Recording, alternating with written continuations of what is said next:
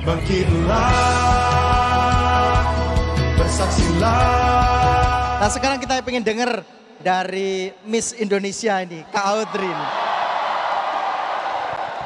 Oke, saya menyapa dulu ya Boleh, teman-teman. silakan.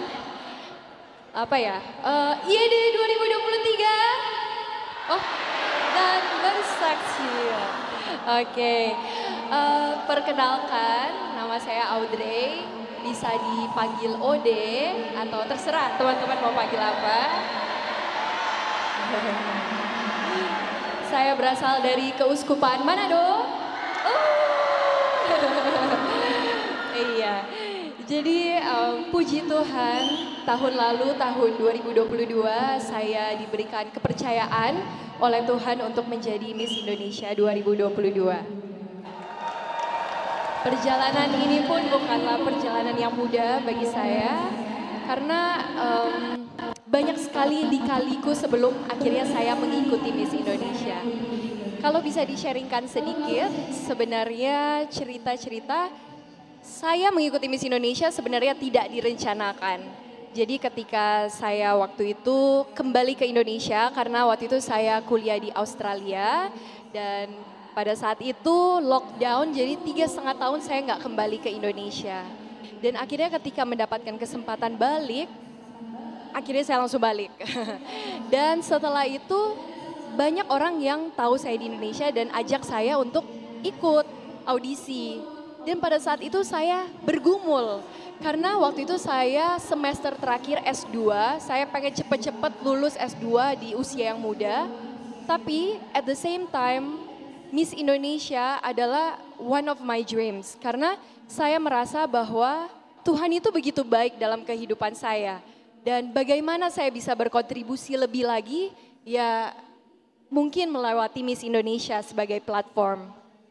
Dan akhirnya selama 1 bulan saya berdoa, saya tanya Tuhan jawabannya apa, kok tidak kelihatan iya atau enggak, karena keputusan ini keputusan yang sangat besar yang akan mengubah hidup saya. Dan akhirnya pun saya merasa bahwa inilah panggilan saya. Tuhan membuka jalan untuk saya ikut audisi. Tapi waktu itu saya sempat menolak dulu. Saya nggak mau, saya bilang bahwa aduh sepertinya saya mau cepat-cepat lulus aja. Tapi pada saat saya menolak, mulai gelisah dalam diri saya. Akhirnya pun saya memutuskan untuk ikut Miss Indonesia dan jalan terbuka dan disitulah saya merasakan damai sejahtera dan menjawab panggilan dari mengikuti audisi Miss Indonesia. Dan akhirnya puji Tuhan diberikan kepercayaan oleh Tuhan untuk menjadi Miss Indonesia 2022 yang akan mewakili untuk ajang Miss World tahun ini. Luar biasa. Terima kasih. Oke, ini mungkin bisa dijawab dalam satu kesatuan. Boleh, ya. sekalian aja. Oke, saya izin berdiri ya Kak. Silakan. Kok kasih Romo? Oke. Wah ini luar biasa. Saya sangat tertarik dengan conversation generasi muda zaman sekarang, luar biasa. Oke, sekarang saya mau menjawab dari pertanyaan pertama yaitu bagaimana saya bisa membagi waktu evangelization dan juga bagaimana saya juga menjalankan kehidupan saya sebagai Miss Indonesia. Jawabannya simple, yaitu dalam setiap apapun yang saya perbuat, biarlah saya bisa mengevangelisasi lewat situ. Jadi Tuhan berkata, hendaknya kamu menjadi terang dan garam dunia. Dan hendaklah terangmu bercahaya supaya dilihat orang, bukan supaya kita sombong, tapi sehingga nama Tuhan bisa dimuliakan. Luar biasa, tepuk tangan. Gitu.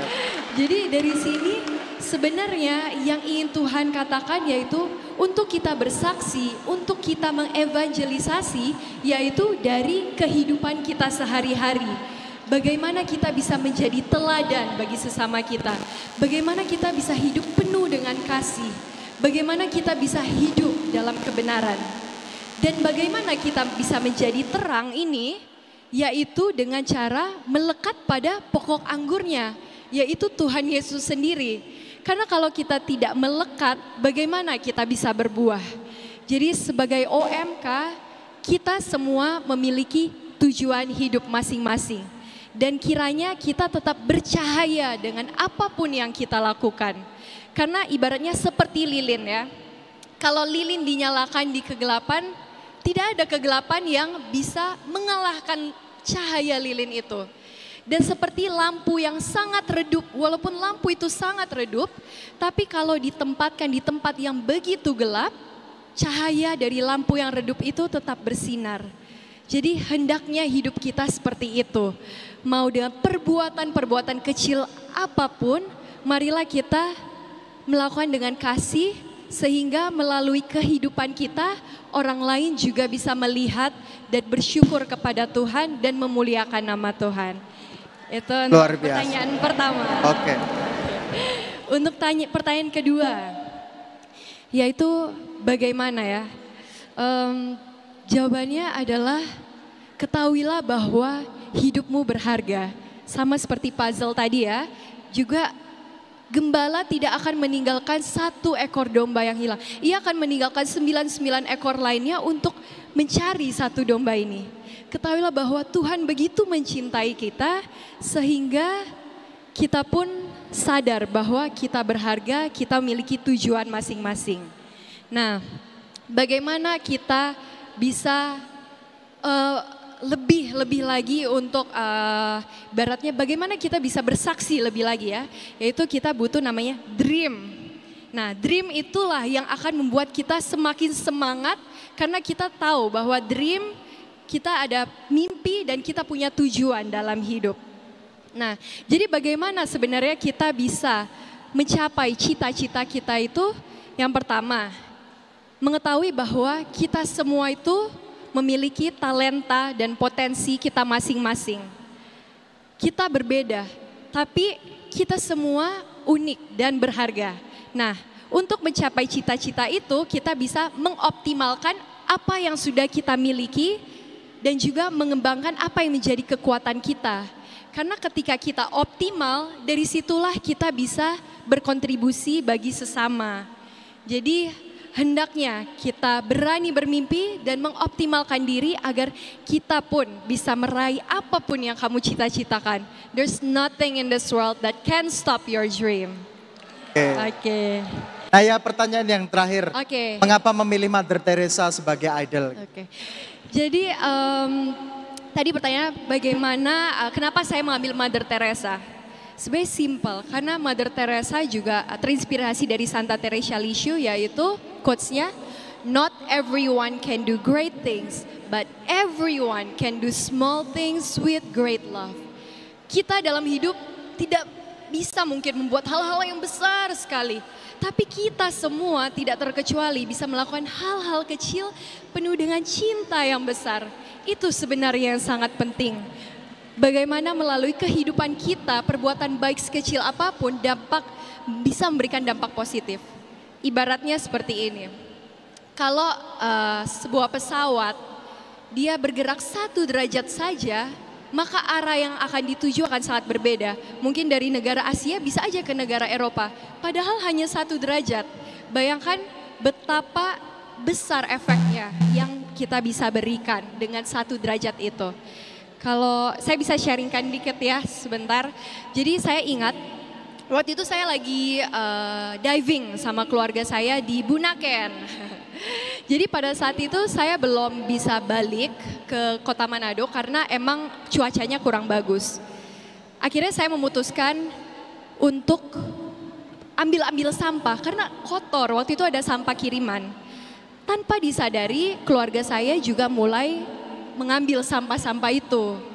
Dan tanpa disadari lagi saya lihat anak-anak kecil dari Bunaken itu mulai ngambil sampah itu, dan akhirnya sampai turis-turis di sana kita ngumpulin sampai akhirnya bersak-sak sampah.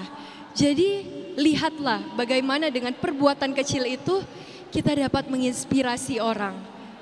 Satu contoh lagi saya mau sharing, yaitu waktu saya kuliah, saya ingat saya waktu itu takut sekali karena saya mau ujian tapi saya gak ngerti sama sekali materinya. Akhirnya saya berdoa kepada Tuhan, aduh Tuhan tolong saya nggak bisa fail. Karena kalau fail ya ya gimana ya. Jadi akhirnya Tuhan pada saat itu mengirimkan satu teman kepada saya. Dia hanya ngajarin saya sampai saya ngerti.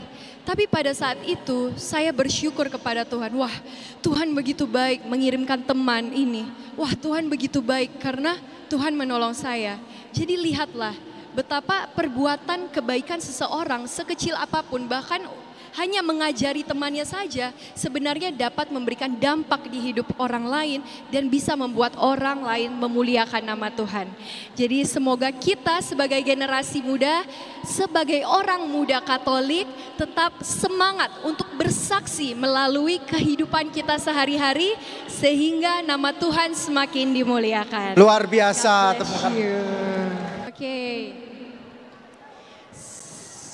Pesan saya kepada semua orang muda Katolik, be the best version of yourself.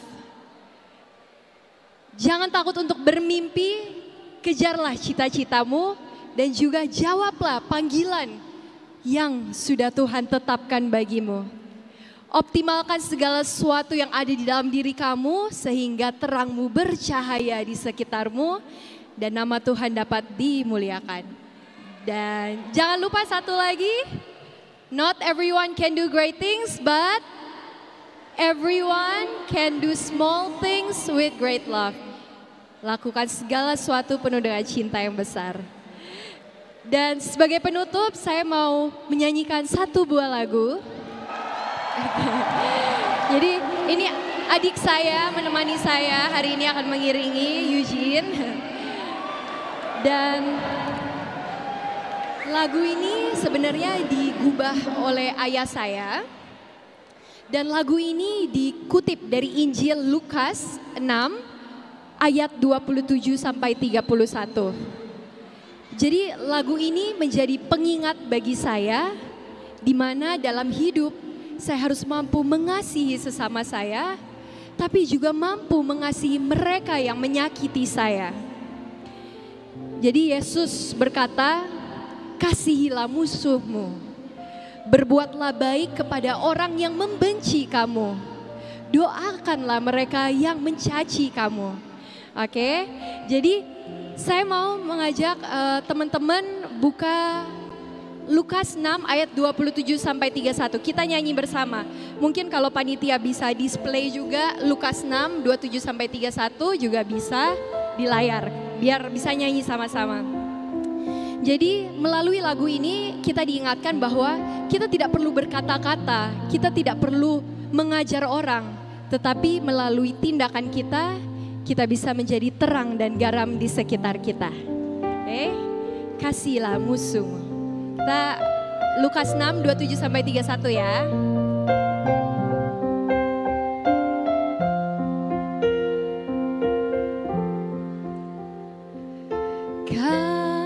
Kasihilah musuhmu, berbuatlah baik kepada orang yang membenci kamu, mintalah berkat bagi orang yang mengutuk kamu, berdoalah bagi orang yang mencaci kamu. Barang siapa menampar pipimu yang satu, berikanlah juga kepadanya pipimu yang lain.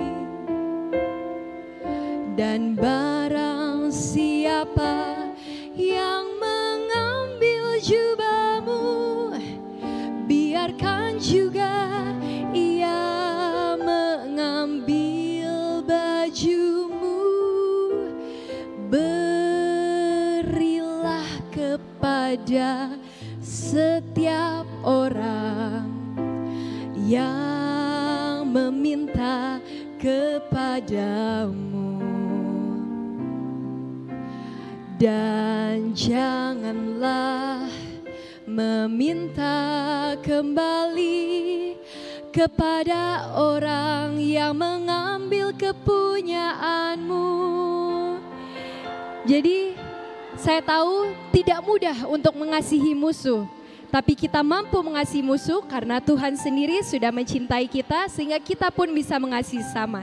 Ayo kita nyanyi bareng-bareng ya dari Kasihlah Musuhmu. Satu kali lagi kita nyanyi.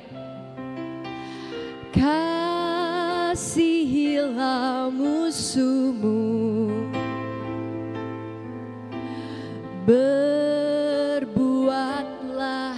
baik kepada orang yang membenci kamu, mintalah berkat bagi orang yang mengutuk kamu. Berdoalah bagi orang yang mencaci kamu.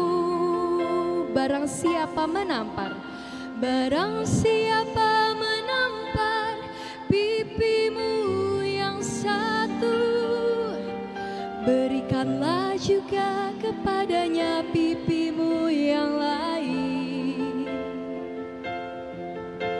Dan barang siapa yang mengambil jubahmu, biarkan juga ia mengambil bajumu. Berilah kepada setiap orang yang meminta kepadamu, dan janganlah meminta kembali kepada orang yang mengambil kepunyaanmu. Oke, semoga ayat ini bisa menjadi rema dalam kehidupan kita. Terima kasih.